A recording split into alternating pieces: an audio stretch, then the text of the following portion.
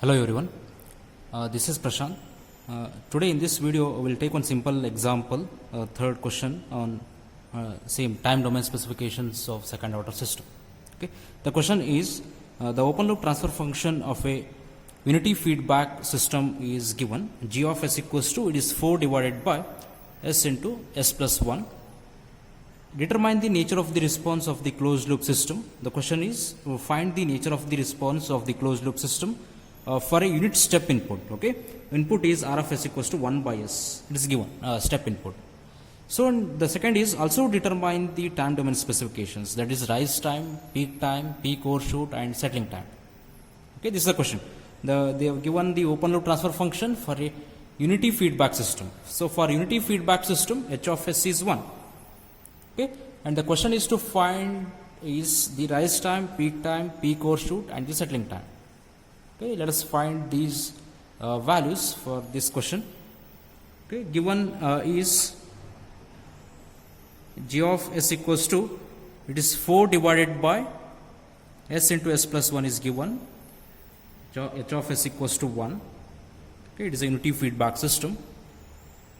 So we know that the closed loop system is given by, it is C of s divided by r of s equals to, we know the equation, g of s divided by 1 plus g of s into h of s. Okay, let us substitute the values of g of s and h of s in this equation. Okay, so what we will get, g of s is 4 divided by s into s plus 1, and the whole divided by 1 plus 4, g of s is 4 divided by s into s plus 1, and h of s is 1. Okay, so once you take the LCM, this term and this term will be get cancelled. The remaining term is 4 divided by, so multiply here, cross multiply, it's s square plus s plus 4, and so simplify this equation. This is C of s divided by r of s. Okay, so let us compare this equation, compare this transfer function, compare with standard transfer function, standard second order transfer function. So what we have in standard second order transfer function, it is omega n square divided by s square plus 2 zeta omega n into s plus omega n square. Let us compare this with 4 divided by s square plus s plus 4. Okay, so compare the numerator term. So it will be omega n square equals to 4. After comparing, okay, we'll write after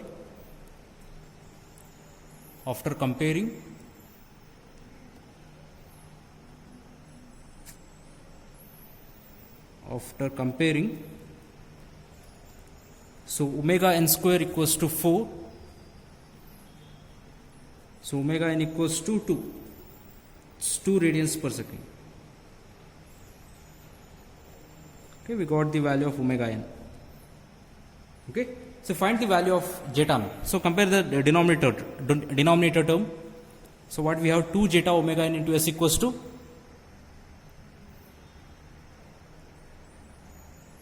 2 zeta omega n into s equals to 1. Okay, this term 2 zeta omega n equals to 1. Okay, so we know the value of omega n is 2, it is 2. So 4 zeta equals to 1, zeta equals to 1 by 4, right? So 1 by 4, it will be 0.25. So as you can see here, this value is less than 1, right? So 0.25 is less than 1. That means the nature of the response is underdamped system. Okay, the question is, the first question is determine the nature of the response of the closed loop system. So as the value of zeta is less than 1, the system is underdamped system.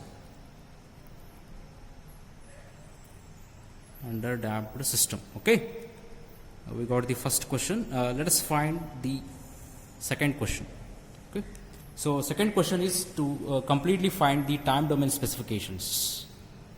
Okay, let us find the first one, that rise time. Okay, rise time is given by TR equals to, it is pi minus phi divided by omega d. Okay, so we know the omega d is omega n into square root of 1 minus zeta square. Okay, so we know the value of omega n. Omega n is 2 radians per second and zeta is 0.25. Okay, so once you substitute, it is 2 into square root of 1 minus 0.25 square.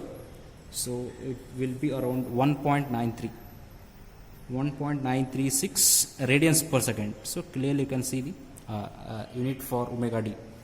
Okay. So next one, where phi is given by, so phi is tan inverse of square root of 1 minus zeta square divided by zeta. Okay, so complete tan inverse of square root of 1 minus zeta square divided by zeta. Substitute the value of zeta as 0.25, so it will be 1.310 radian. Okay, it is in terms of radian. So we got the value of omega d and phi. Let us substitute these two in this equation. It's equation number 1. So rise time TR equals to, it will be phi. Keep your calculator in radian mode. Phi value is given by 3.142. It's 3.142 minus angle is 1.310 in radians divided by 1.936. So it will be around 0.945 seconds. Okay, we got the rise time TR. Rise time TR equals to 0.945 seconds. Okay, we got the rise time. So next one is to find the value of peak time. Okay, let us find the value of peak time now. So peak time is given by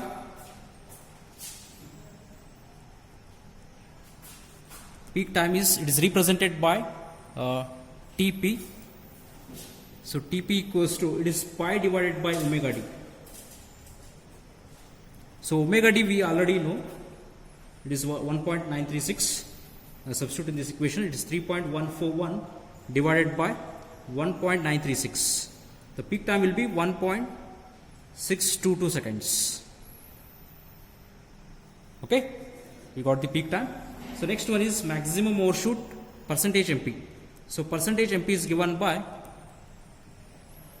e raised to minus pi zeta